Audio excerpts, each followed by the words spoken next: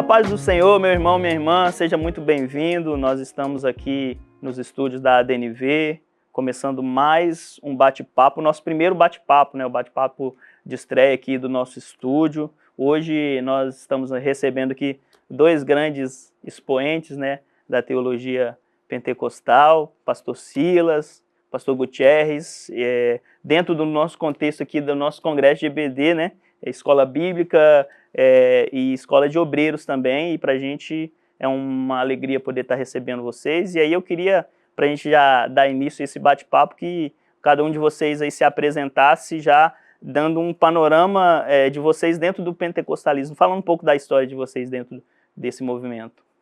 Começando com o pastor Silas. Ok. Eu sou o pastor Silas Daniel, sou um pernambucano radicado no Rio de Janeiro, moro no Rio há 28 anos, e desses 28 anos, 27 anos trabalhando na CPAD, a Casa Publicadora das Assembleias de Deus, onde sirvo a Deus ali, a Igreja do Senhor, chefiando o departamento de jornalismo. Sou editor-chefe de jornalismo, tendo sob mim a responsabilidade ali Jornal Mensageiro da Paz, Ensinador Cristão, que é a revista voltada para a escola dominical, revista Obreiro Aprovado, uma revista já de 48 anos de estrada. Temos também ali o CPD News, o site CPD News, temos a TV CPAD que está retomando, temos a rádio web também, que já foi uma rádio FM, hoje é só web. Também sou conhecido pelos livros que tenho escrito, tenho 11 entre livros de minha autoria e livros dos quais sou coautor, né, todos lançados pela CPAD. E o pessoal me conhece mais por arminianismo, por teologia pentecostal, por também gostar de história da denominação, história do pentecostalismo, história de hinos também, enfim. É mais ou menos dessa forma que as pessoas me conhecem. O senhor desde pequeno, sempre na Assembleia de Deus, pastor? Nascido e criado na Assembleia de Deus, sou neto de pastor da Assembleia de Deus, filho de pastor da Assembleia de Deus, e sendo que eu acabei desenvolvendo o ministério mais fora de Pernambuco, que é a minha terra de origem. Eu vivi lá só até os 20 anos de idade. Quando eu vim para o Rio de Janeiro, eu era presbítero, e já estou no Rio há 28 anos. Final desse ano completa 28 anos, e eu já estou há 27 anos e um mês trabalhando na CPAD, para ser mais preciso. E feliz por estar ali desenvolvendo o meu ministério, de alguma forma sendo bênção para os irmãos do Brasil. Amém, amém. Gutierrez, conta pra gente um pouco da sua história dentro do pentecostalismo. Eu não nasci nas Assembleias de Deus, e a minha conversão já foi na pré-adolescência, com 11 anos, 11 para 12 anos, mas eu tenho caminhado desde então nas Assembleias de Deus, e meu trabalho hoje também envolve teologia e Bíblia. Hoje eu sou um editor assistente na Sociedade Bíblica do Brasil. Tenho 8 livros, daqui a pouco o 9º vai sair já no ano que vem. Dos 8 livros, pelo menos 5 são de teologia pentecostal. E desses 5 eu tive o privilégio de escrever. O meu primeiro foi o Revestidos de Poder, ainda pela CPAD. Eu falo que foi um privilégio que ele foi lançado no mesmo dia do Teologia Carismática do Roger Stronstad. Os dois saíram no mesmo dia, que sempre foi uma referência para mim. Sim. Então, para isso, também para mim foi muito simbólico, né? Um marco para mim muito grande. Porque eu também sonhava desse livro em português, né? Essa obra, para quem não conhece, ela é seminal, assim, para teologia pentecostal ali dos anos 80, mas só chegou no Brasil. Qual foi o ano? 2018. 2018. Em abril de 2018, quando chegou a minha também. E eu costumo falar que essa obra, ela, de alguma forma, inaugura a teologia pentecostal moderna. Sim, é verdade. Ela faz essa inflexão ali nos anos 80, né? E eu tenho trabalhado esse assunto antes dos livros. Eu comecei com um blog, chamado Blog Teologia Pentecostal, que está parado. Sim. Esse blog, graças a Deus, fez bastante sucesso. Foi, inclusive, por ele que o pessoal da CPAD me conheceu, né? Sim. O blog Teologia Pentecostal chegou em um momento a ter uma audiência diária nova de 3.000 pessoas, o que era bastante para aquela época. Muito. Até hoje eu vou em alguma igreja por aí, alguém, eu te leio da época do blog e tal. E é uma experiência É bastante legal. Saber que 3.000 pessoas estavam todos os dias Todos ali. os dias ali. Assistindo. E audiência E nova, teve uma época né? que Nova. teve uma época que os blogs eram um meio de comunicação, né? Exato. Não tinha o YouTube Sim, ainda. sim. O YouTube estava começando e tal. Sim. E tinha debates riquíssimos, Sim. né? O próprio blog do Silas teve alguns debates riquíssimos ali, até de cristologia e tal. Ele Depois durou só arianismo. 3 anos o meu blog, Sim, mas sim. eu escrevi ali algumas coisas. Ali era meio que um ponto de encontro, né, onde as pessoas podiam tratar um Sim. pouco de temas teológicos e diferentes visões de pessoas que estavam, talvez não se conheciam, mas que podiam encontrar ali algumas visões diferentes, né? Bem legal Se esse um momento. dia alguém escrever a história da teologia pentecostal no Brasil, vai ter que ter um capítulo sobre os blogs. Os blogs, é Sim, verdade. era o ponto de encontro. Porque foi esse ponto de encontro, foi o meio de popularização da Isso. teologia pentecostal. De disseminar Sim, algumas ideias, algumas coisas que estavam surgindo ali, precisava de um mecanismo para popularizar isso, né? Sim. E a internet criou esse mecanismo. sim, sim. E aí, aquelas coisas que estavam ali naquele grupo e que, se fosse nos formatos antigos de comunicação, demoraria mais até aquela circunferência Sim, aumentar sim, e sim. alcançar mais gente, via internet a coisa... Sim. Andou bastante. Era como se fosse uma mais rápido. grande escola bíblica, né, onde as pessoas poderiam ali conversar sobre temas teológicos. Bem- Inclusive, os 3 palestrantes aqui, todos estavam nessa era dos blogs. Sim, o O Esdras, Esdras eu tinha um e você. blog. O dele era mais voltado à hermenêutica. Uhum. O Silas, teologia, né, de maneira geral. E eu mais Era focado... verba volante, scripta manente. As palavras voam, os escritos ficam. Que legal, Era o nome do meu. que legal. E aí, o dele já estava dizendo de cara qual seria a área dele, né? Sim, Teologia pentecostal, até hoje. Até legal. hoje é uma marca do Gutierrez. Graças a Deus foi por essa ferramenta que nasceu o meu trabalho, né?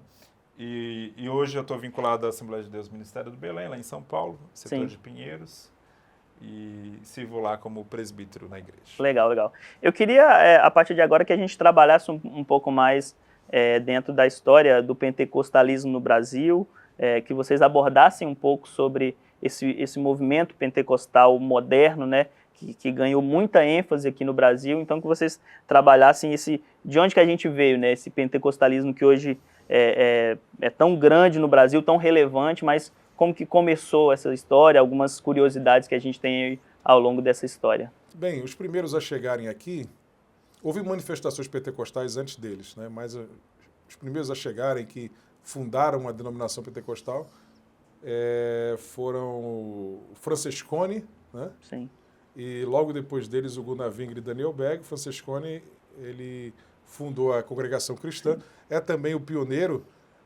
das Assembleias de Deus na Itália, E na Argentina? na Argentina, né? E aqui a Congregação Cristã acabou tendo um caminho diferente da Assembleia de Deus italiana, que a Assembleia de Deus italiana, a única coisa que ela tem que é um ponto de convergência com a da Congregação Cristã é aquele uso do véu só. No resto é a teologia mesma da Assembleia de Deus. A Congregação Cristã aqui no Brasil já adotou algumas outras peculiaridades. Mas veio primeiro a Congregação Cristã, logo depois veio o Daniel Berg e Gunnar Wingren, que não vieram da Suécia para o Brasil, eles foram da Suécia para os Estados Unidos por razões diferentes. Daniel Berg para ganhar a vida, né? Aquela febre do início do século XX, sim, americana, a terra das sonho oportunidades, americano. ele foi para lá para ganhar dinheiro.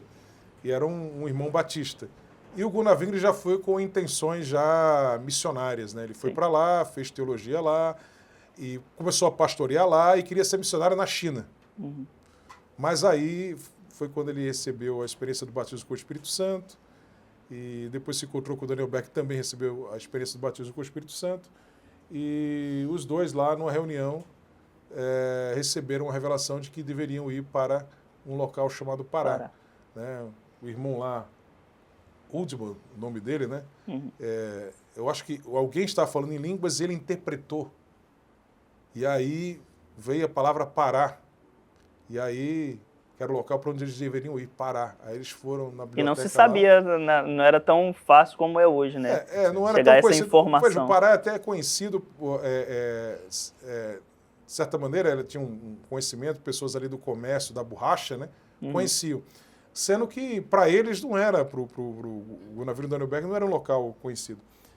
E eles, então, foram na biblioteca e viram lá Pará. E você vê como são as coisas, né? eles não duvidaram. Eles creram que era de Deus. Sim. E conversaram com o William Durham, né? Que veio de Azusa, né? O Durham. Que era um pastor batista. Exatamente.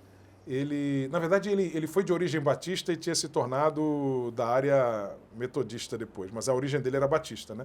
Mas ele se tornou ministro já na área metodista lá, wesleyana, santidade, sei lá. Aí ele foi visitar Azusa, que surgiu de um movimento de santidade, o Seymour era desse movimento, o Parham, que foi quem mentoreou o Seymour no início ali, era desse movimento também de santidade. E ali o Seymour impôs as mãos sobre ele foi batizado com o Espírito Santo e profetizou, inclusive, que Deus iria usar tremendamente o Durham para que mais vidas recebessem essa experiência e também para a expansão do movimento pentecostal no mundo. E realmente aconteceu. O Durham morreu muito cedo, mas sob a influência dele veio, por exemplo, o primeiro líder da Assembleia de Deus Americana, a Amos Simple McPherson, o fundador da Quadrangular. O cara que fundou lá, o irmão que fundou lá a igreja pentecostal lá na Pérsia, a primeira lá na Índia, o Francescone, o Gunnar Danielberg, ele realmente foi... Extremamente relevante, né? Extremamente relevante. E dizem também que uns eventos onde ele ia, que ele pregava sobre o batismo com o Espírito Santo e orava para as pessoas serem batizadas, quase 100% das pessoas por quem ele orava eram batizadas, era só em quantidade assim, dezenas, centenas por reunião. Era uma coisa impressionante. E ele foi assim, um meteoro ali, mas que durou muito pouco tempo. Sim. E dali é que veio a Assembleia de Deus Americana, o Gunnar Danielberg vieram para cá, né? O Durham pôs as mãos sobre eles, tirou a oferta, que foi a oferta que eles levaram para vir para o Brasil. E quando eles fundaram a Assembleia de Deus aqui, fundaram com o nome Missão de Fé Apostólica, porque não existia ainda esse nome Assembleia de Deus, né? Para não dizer que não existia, existia uma congregaçãozinha com o nome Assembleia de Deus, que foi de um dos pentecostais que saiu da igreja tradicional, colocou esse nome, e ele se uniu àquela reunião de 1918, que deu origem à Assembleia de Deus, e esse nome foi adotado pela denominação, né? O N. Bell, que era ligado ao Durham, foi quem liderou ali a igreja no início. Isso nos Estados Unidos. Isso nos Estados Unidos. Aí aqui eles colocaram o nome Missão de Fé Apostólica. Por quê? Porque era o nome da igreja do Durham, que era o nome da igreja do Seymour, que era o nome da igreja do Parham. Inclusive o nome do jornal do Parham, que vai ser o mesmo nome do jornal do Seymour. E o movimento pentecostal, quando surgiu, ele era chamado muito de fé apostólica, porque era um resgate daquela igreja apostólica, daquela fé apostólica, né? É um tipo de movimento restauracionista, né? E assim foi que começou a Assembleia de Deus no Brasil. E os frutos estão aí até hoje. E nesse sentido, eu queria que vocês falassem um pouco também em termos de crescimento, né? Na nossa história veio um crescimento muito grande, muito ligado a essa pujança no evangelizar, no desbravar e ir a locais diferentes levando. Tem um livro chamado A Próxima Cristandade. É um livro do começo dos anos 2000, de um sociólogo britânico chamado Philip Jenks.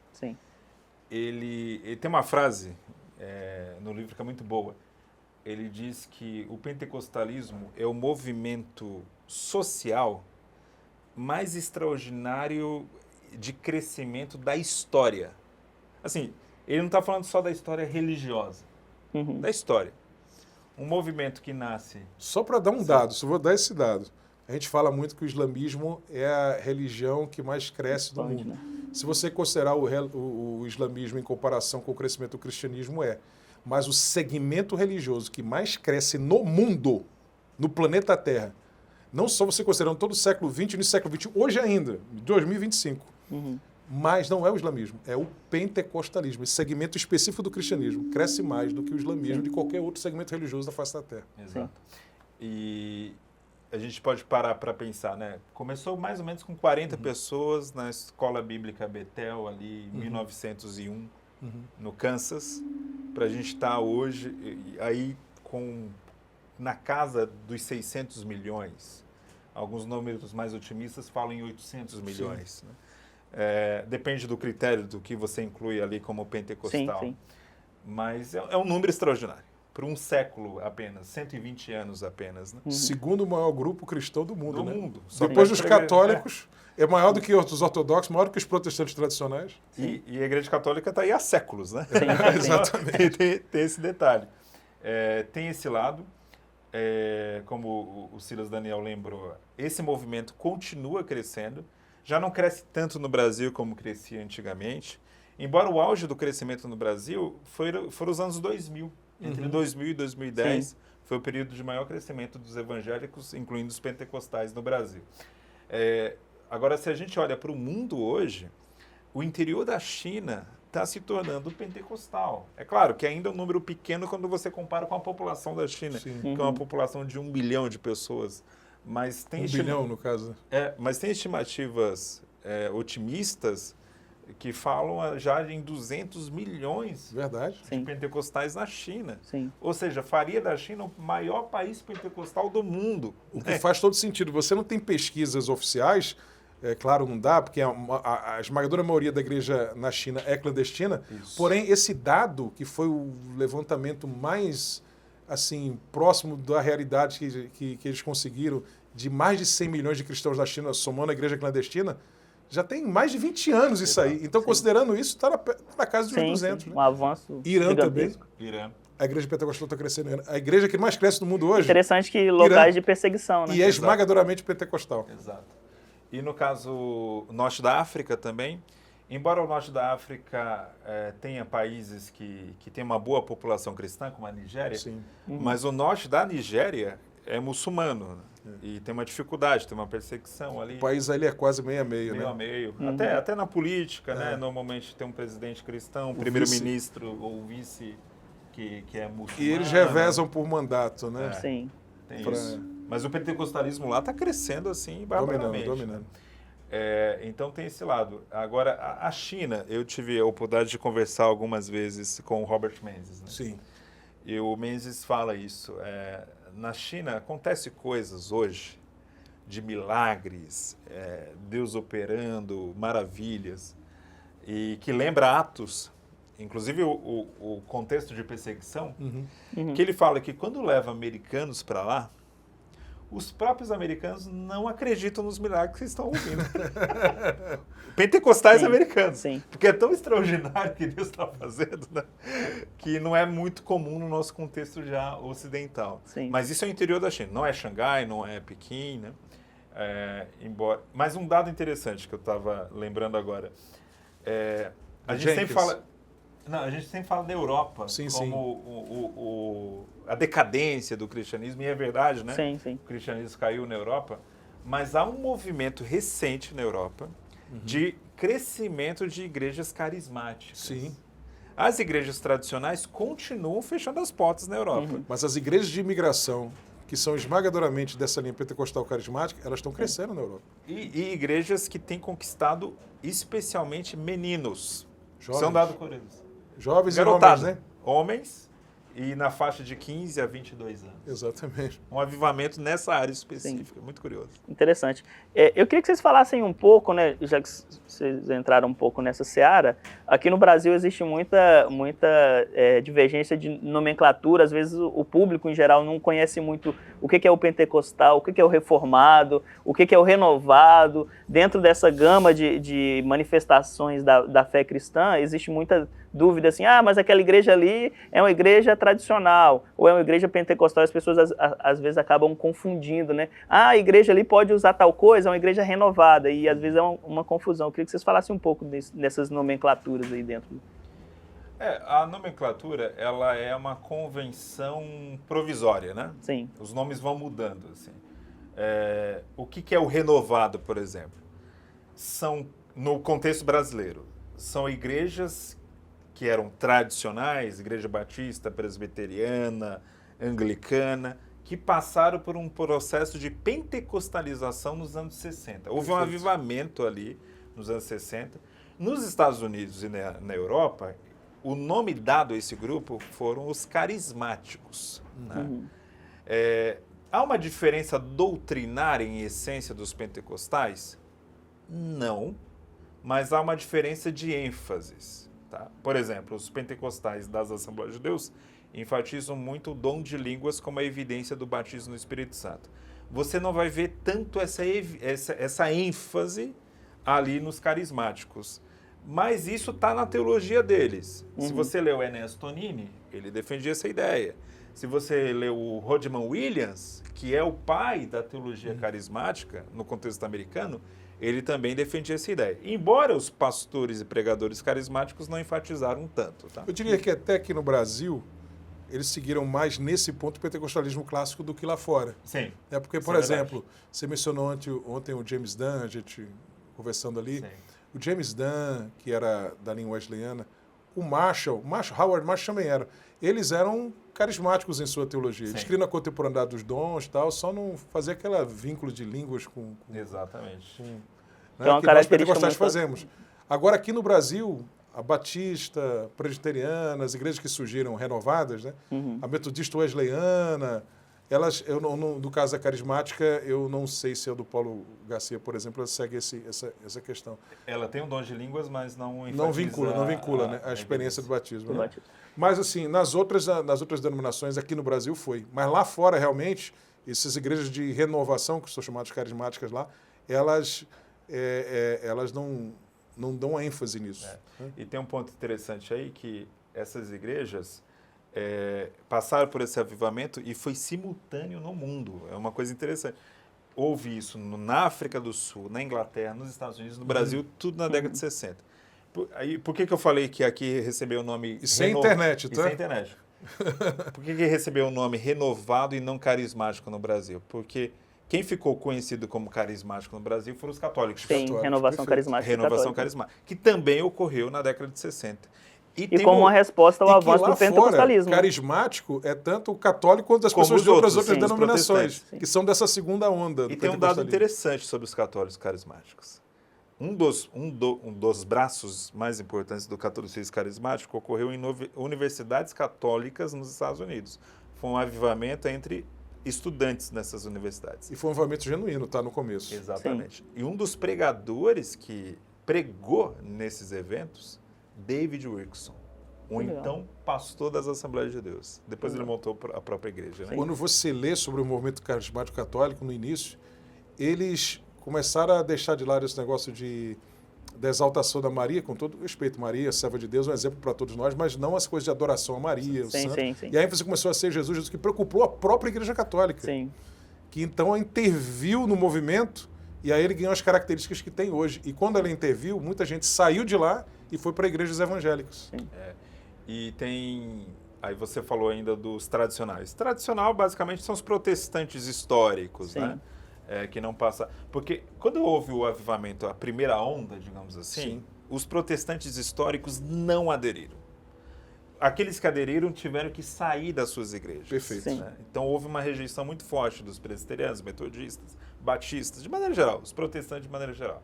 Então houve um rompimento naquele primeiro momento, né? Só na década de 60 que houve essa integração dos tradicionais no movimento pentecostal, que aí nasce os carismáticos /renovados. Né? Aí tem o famoso neopentecostalismo. Você não falou, mas é bom a gente... Né, sim, eu ia chegar lá daqui a pouco. O neopentecostalismo, é engraçado, é um termo que nasceu na academia. Sim. Com Ricardo Mariano, um sociólogo da USP. Sim. Ele, com essa ideia das ondas, né? Primeira, segunda, terceira. Para o Ricardo Mariano, como sociólogo, o que era o neopentecostalismo? Era o pentecostalismo nascido dos anos 70 para cá. Era o novo pentecostalismo, nesse sentido, que tinha características diferentes do antigo pentecostalismo. O antigo pentecostalismo tem uma ênfase na evangelização, na experiência do batismo, no falar em línguas, nos dons de cura. Né? O Paul Freston vai chamar de pentecostalismo de terceira onda também. Terceira onda. E tem outras nomenclaturas que vão surgindo na sociologia. Mais recentemente estão usando o termo pós-pentecostalismo para se referir também ao neopentecostalismo. Apesar de alguns usarem o termo também com outro tipo de significado. Mas você vem contra a gente na academia que propõe... Sim. Uma nova nomenclatura. O neopentecostalismo é chamado de pós-pentecostalismo, porque muitos grupos neopentecostais se divorciaram tanto daquelas raízes pentecostais, algumas coisas, que eles não podem ser considerados como Agora, na nossa experiência de pentecostalismo brasileiro, a gente nota muitas deturpações, né? Parece que o movimento pentecostal, à medida que as ondas, primeira onda, segunda, na terceira onda, parece que foi perdendo um pouco a mão. Nesse perder um pouco a mão, eu noto que a própria Assembleia de Deus ela foi trazendo para dentro das suas igrejas algumas características que não são do pentecostalismo mais histórico, algumas características que são dessas igrejas neopentecostais. E aí eu queria que vocês abordassem um pouco disso, assim, por que isso acontece, né? Por que as Assembleias de Deus se renderam a algumas práticas neopentecostais? A neopentecostalização eu atribuo ao poder de mídia. Né? Os neopentecostais, diferente dos pentecostais, investiram pesado em mídia. E mídia conquista corações, de maneira geral, é uma influência muito grande. Então, de alguma forma, se a gente olhar hoje, a neopentecostalização até na Igreja Católica. Eu já vi uma vez, lá em Santo Amaro, em São Paulo, um bairro de São Paulo, uma igreja católica com uma faixa de campanha de cura.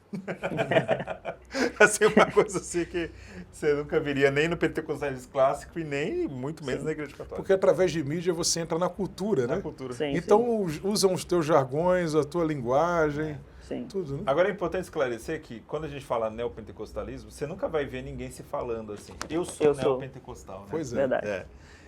Até porque parece que foi meio queimado o termo, né, aqui no Brasil. E também envolve muita gente. Sim. Envolve um Edir Macedo e envolve uma Batista da Lagoinha. Sim. São igrejas muito diferentes. Muito diferentes. ênfases completamente diferentes. É até difícil sistematizar o que seria o neopentecostalismo, né? São tantas características. Há igrejas que vão ter a teologia da prosperidade clara, há igrejas que vão ter uma teologia coach, que é uma nova roupagem de teologia da prosperidade, né? Há igrejas que vão ter uma ênfase em exorcismo, como é o caso da Universal, outras que não têm nada disso, né? A Renascer nunca teve uma política de exorcismo. Eu nunca vi, pelo menos. A Renascer, ela nasceu com uma proposta de música. Música, voltada para jovens e música, jovens. né? Sim. Depois abraçou também a teologia da prosperidade, aquela coisa toda. Na esteira. Mas é muito difícil a gente pegar um termo que, olha, isso aqui explica todas essas igrejas. Hoje você tem a questão muito das aberrações, né, na manifestação dos dons, que é algo muito comum e que acaba criando certo preconceito em relação ao evangélico, né?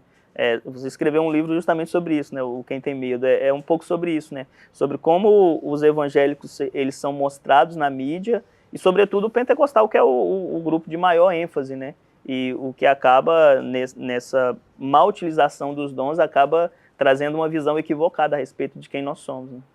Exato. Você mencionou Quem Tem Medo dos evangélicos. Na verdade, ali eu não estava nem pensando só nos pentecostais, né? Estava pensando nos evangélicos de maneira geral. Eu começo esse livro contando um filme que eu acho que é muito simbólico. É um belo filme sobre o Brasil, que é o Central do Brasil. Sim. Mas tem um personagem no Central do Brasil que é um caminhoneiro, nome César. E eles param num bar ali para almoçar e tal, e ela oferece cerveja para ele, né? E ele recusa, ele diz que é evangélico, né? Mas quando ele volta para o caminhão, ele tem um adesivo enorme do Coração Sagrado de Jesus, que é um adesivo católico, né? Sim, sim, sim. Aí, para mim, isso é simbólico de uma elite cultural que não entende o que é o evangélico, não conhece o evangélico, né? É sempre uma caricatura, né? Mostrado uma caricatura. Mas convenhamos, também a gente ajuda, né? Quando você vê esses vídeos da internet, essas bizarrices todas, é isso que eu acho que você tá se referindo, né? Infelizmente, a gente tem que reconhecer e não fechar os olhos que existe um pentecostalismo bizarro no Brasil. Existe uma vertente que eu vejo que é minoritária. Mas que fala alto, né? Mas que fala alto. Eu não vou citar nomes aqui, mas todo mundo sabe. Quando você pega um profeta mirim que está fazendo sucesso hoje na internet, ele é uma figura minoritária no nosso meio. Mas eu não duvido se ele tivesse idade hoje para se lançar como candidato político se ele não ganhasse. Verdade. Infelizmente, né? Então essas coisas ressoam muito. Ressoam. E com os instrumentos de mídia que a gente tem hoje, isso acaba reverberando mais, alcançando mais gente. Estamos na época dos influenciadores, né? Então, aquilo que seria mais ali localizado, não teria grande expressão, agora tem muito mais. Os neopentecostais, eles foram ajudados na sua visibilidade pelo rádio, pela TV, que eles investiram nisso. Né? E hoje, com a internet, qualquer grupo hoje se torna muito mais visível. Tem pessoas, por exemplo, que estão conhecendo grupos que eles antes só ouviam falar, agora via internet. Sim. Por exemplo, deixa eu imaginar aqui um grupo. Quem é que nunca ouviu falar de igreja messiânica? Você já esteve no culto de igreja messiânica, você sabe como é que eles pensam, o que é que eles ensinam. Hoje você vê pela internet, e aí as pessoas até descobrem que tem várias vertentes de grupos messiânicos. Sim. Alguns que têm uma teologia igual à nossa, uma cristologia igual à nossa, e outros uma cristologia diferente, Sim. que são até arianos ali na sua cristologia, né? E tem outros não, que é igual ao nosso entendimento da doutrina da Trindade e tal, né? Aí você começa a entender por quê? Porque agora você tem esses grupos na internet, com os seus ensinadores falando, você pode assistir os cultos deles. Sim, sim. E com isso, com todos os demais ramos. Outro dia eu estava no YouTube ali, vendo um vídeo, daqui a pouco entrou o comercial, e apareceu uma moça lá, sorrindo, convidando pessoas para conhecerem a Igreja Mórmon. Você já viu esse vídeo? Apareceu uma propaganda do YouTube. Eles estão investindo, né? Sim. Igreja Mórmon, como legal, tal, aquela coisa toda. Que é uma igreja que investe bastante em mídia, né? Então, hoje na internet você pode ter contato com essas coisas. Isso é algo de bom e algo de ruim, né? O lado ruim é porque muitas pessoas pessoas que não têm muita base bíblica, não são pessoas que estavam sempre na escola dominical, não são pessoas que estão sempre procurando conhecer mais a palavra, né? E aí essas pessoas, elas se tornam presas fáceis para todo tipo de discurso, né? Sim. Houve o discurso de um, de outro, e a teologia que ele vai formando é uma misturada de tudo isso. É, um miscelâneo. Né?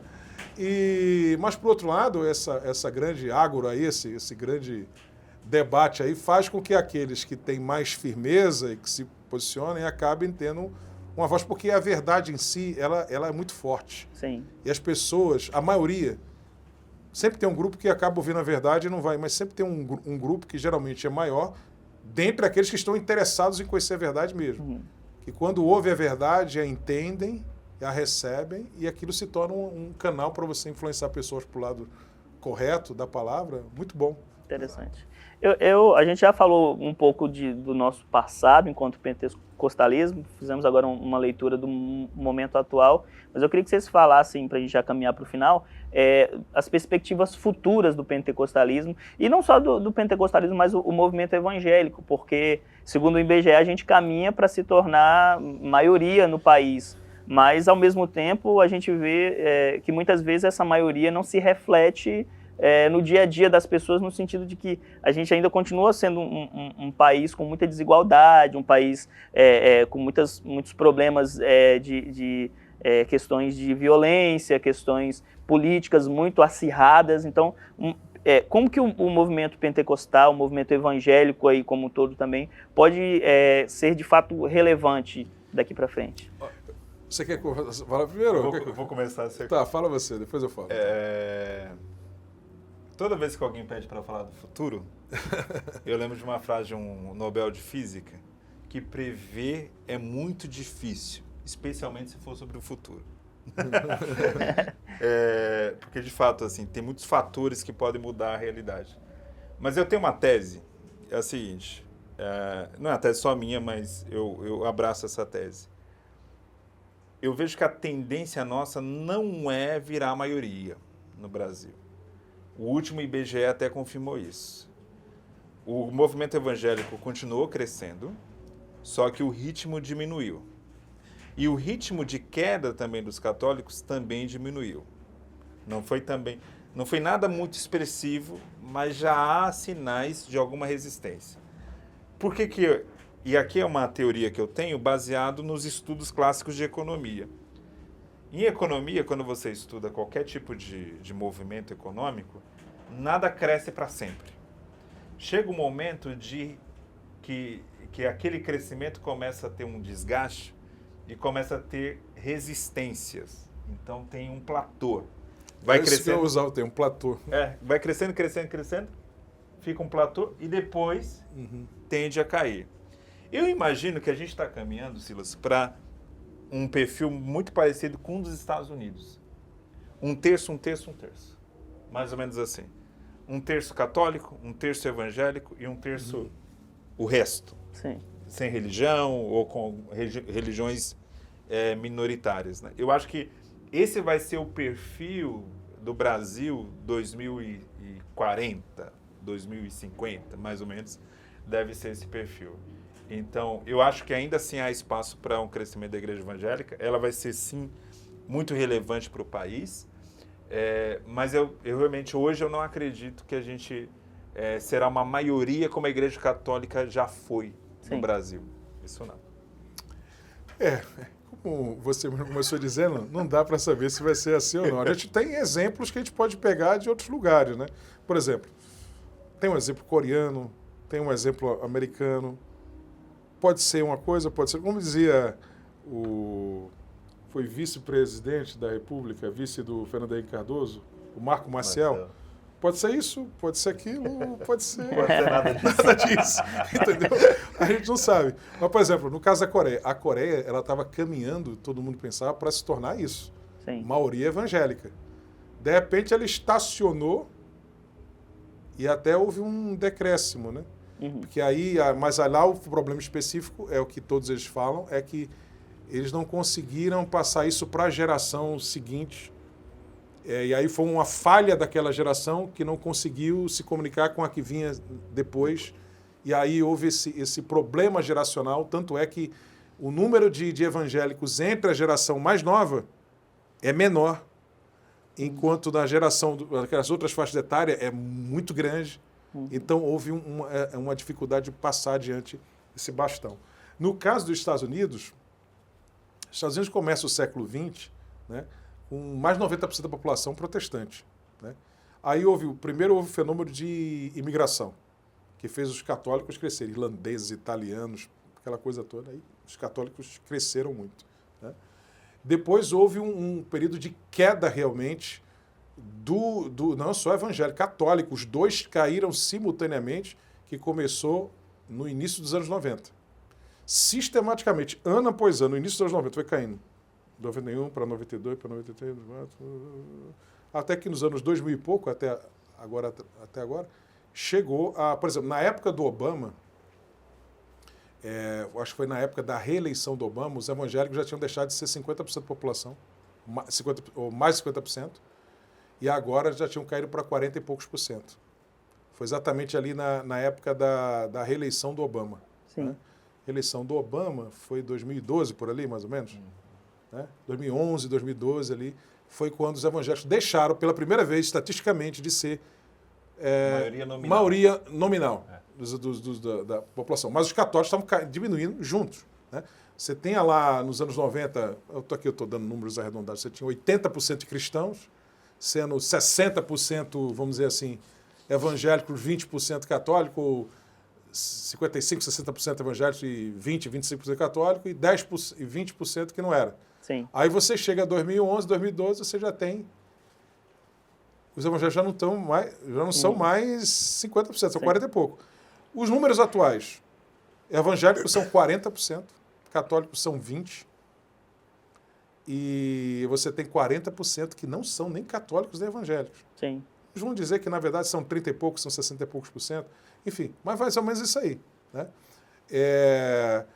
O que ocorre agora é que, recentemente, houve uma volta ao crescimento. Pela primeira vez. Estava tendo, mas ainda é coisa muito tímida. É para dizer que isso aí é algo consistente, que vai crescer. Mas é coisa de 2 anos para cá. Né? Então, a gente não sabe se isso aí é um momento de inflexão que está voltando ou não. Mas desde de 1990 até 2 anos atrás, de forma inflexível, ininterrupta, estava...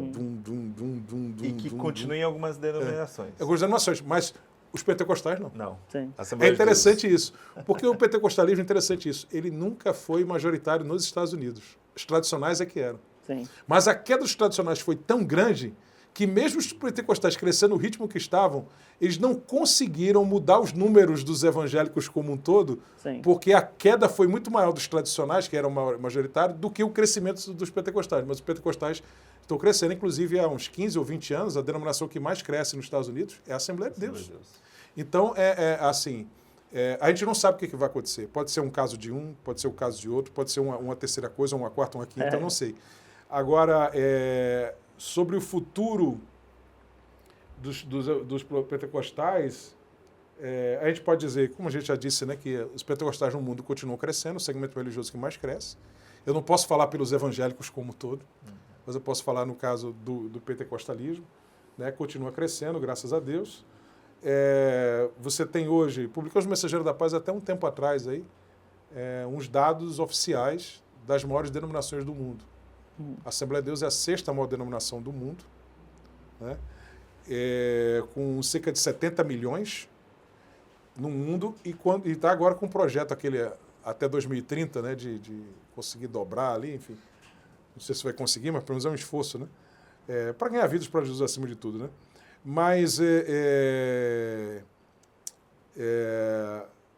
a number one ainda é a igreja anglicano-episcopal, Sim. com 100 milhões, uma diferença de 30 milhões. Se você parar para pensar que o movimento pentecostal e a igreja moderno, anglicana recente, existe há quase 500 anos, como a gente conhece hoje, né? Porque os anglicanos dizem, nós não temos 500 anos. Sim.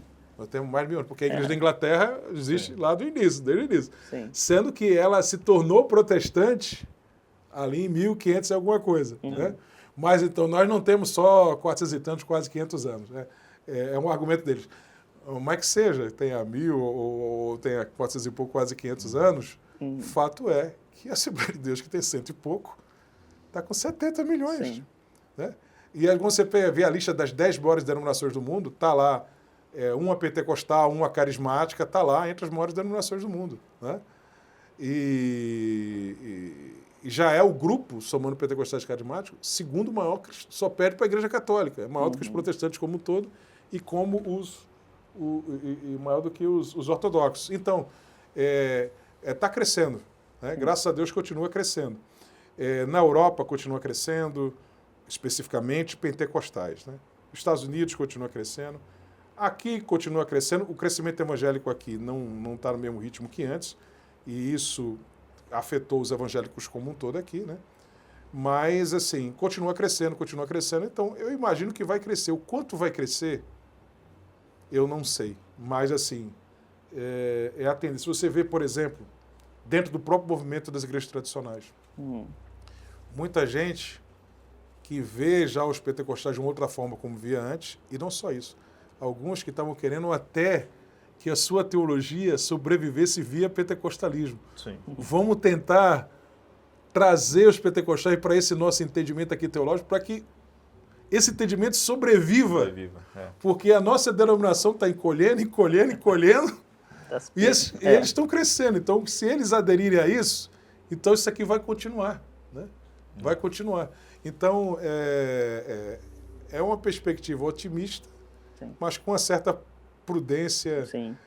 Necessária, né? É necessário aquele pinguinho de... Agora sim, uma previsão lá atrás, nos anos 2000, do Philip Jenkins, desse livro que eu falei, se cumpriu. Sim. Quando ele fala que o século XXI seria um século pentecostal. Do sul global, que quer dizer os países em desenvolvimento, né? Sim. Isso é fato. Hemisfério norte e hemisfério sul. O cristianismo, no início do século XX, Era estava lá em majoritariamente no hemisfério norte, agora está no sul. E tem um dado, se você pega mesmo igrejas... Por que a igreja anglicana não cai mais do que vem caindo? Porque a sua vertente carismática na Nigéria já é maior do que da Inglaterra. Sim. Ou seja, é mais fácil você ver um anglicano na Nigéria do que na Inglaterra. Exatamente. Mas esse anglicano na Nigéria é carismático. É carismático. E o anglicano na Inglaterra é liberal. É o que o pastor Silas falou, né? Pegando um pouco do pentecostalismo para... Vê um exemplo dos batistas, né? Nos anos 60, os batistas tradicionais aqui no Brasil excluíram o pessoal da renovação. Né? O pastor lá da Lagoinha, o Enéas exatamente, o Enéas Tognini e tal, e foram excluídos, né, ali. Mas depois houve um pedido de desculpas ali, a conciliação, e quando eles foram expulsos não só na Convenção Batista Brasileira, foram expulsos da Aliança Batista Mundial. Mas hoje, o que acontece? Houve um acerto lá, uma conciliação, E eles continuam sendo um ramo à parte, não estão dentro da Convenção Batista Brasileira, tem a Convenção Batista Nacional, que é do pessoal da Renovação, mas eles voltaram a ser integrados à Aliança Batista Mundial. São uma convenção nacional à parte da Convenção Batista Brasileira, que é tradicional, mas voltaram a ser integrados à Aliança Batista Mundial. E é engraçado até o IBGE, né? O IBGE coloca a Assembleia de Deus, tal, não sei o que, vai fazendo aquelas divisões. Quando chega nos batistas, Batista mistura tudo. É tudo um só, né? É independente, renovado, todos os ramos ali é uma coisa só, entra, né? Que os batistas que são o terceiro maior grupo evangélico do Brasil, quase empatado com o segundo, que é a Congregação Cristã, né? O primeiro é a Assembleia de Deus já há muito tempo. Mas, assim, as próprias igrejas tradicionais, elas estão tendo essa citação. E o evangelho está mais na América do Sul, na África, na Ásia, você falou China, vários países ali asiáticos, o pentecostalismo está crescendo demais. No Irã, a igreja que mais cresce no mundo é iraniana. E ela é majoritariamente, esmagadoramente pentecostal e feminina, a maioria membresia feminina. E é no Irã. O presidente da Etiópia hoje é pentecostal. Pentecostal. Até recentemente o primeiro-ministro da Austrália, Austrália era da Assembleia de Deus. Pentecostal. Aliás, tem gente que não sabe, né? Eu descobri isso, eu não sabia também, quando eu fui para o Congresso Mundial da Assembleia de Deus, que foi em Lisboa, não sei se foi 2009, 2007, por ali, que eu fui para lá. E aí, quando eu fui para lá, foi ali no final da primeira década do século XXI.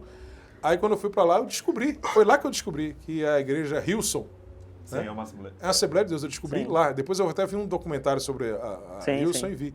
Foi uns 18 anos atrás, mais ou menos, eu descobri que eu não sabia, né? A gente cantava as músicas do Hillsong, eu não sabia que é a Assembleia de Deus, né? Lá estão passando por uma crise, né? A gente deve orar por eles, né? Eles saíram recentemente. Recentemente. Uns 4 anos que eles saíram da Assembleia de Deus. Mas até então era uma Assembleia de Deus. Era uma Assembleia de Deus. Eles são pentecostais ainda, né? Mas estão passando por uma crise lá, que a gente tem que orar lá por eles, né? Mas, assim, o pentecostalismo está em tudo que é canto que você imaginar hoje em dia. Realmente, então... Na teologia, na academia também. O movimento pentecostal, ele é... O movimento pentecostal, ele é extremamente relevante. Mas que tem um pé na realidade. Um pé na realidade. Pelo menos um pé está na realidade completamente. Que legal, que legal. Meus queridos, eu queria agradecer vocês dois, né, por esse momento aqui com a gente, compartilhando um pouco das experiências de vocês, do conhecimento de vocês com o nosso público aqui da ADNV. Agradecer pela participação de vocês no nosso congresso, né, de escola bíblica, de obreiros, foi assim, extremamente edificante, tanto para quem esteve aqui presencialmente. Então, muito obrigado a vocês aí. Obrigado. Também obrigado também, Samuel. E é um prazer sempre estar aqui. Que Deus continue abençoando os irmãos aqui da Assembleia de Deus Nova Vida e os espectadores do programa. Tem um nome o programa? Não, porque a gente está inaugurando, mas olha aí. A gente vai chegar lá. Sem nome. Programa sem nome. Deem sugestões aí, pastor Samuel. Mande Deixa mensagem nos comentários aí, que a gente vai chegar lá. Obrigado, gente. Deus abençoe. E eu agradeço também a você que participou, ouviu aí, chegou até o final. Pedi você para compartilhar, né, para que esse ensinamento chegue para mais pessoas. Curta, compartilhe, comenta, para que mais pessoas possam ser edificadas, tá bom? Deus abençoe a tua vida, Deus abençoe o teu dia em nome de Jesus.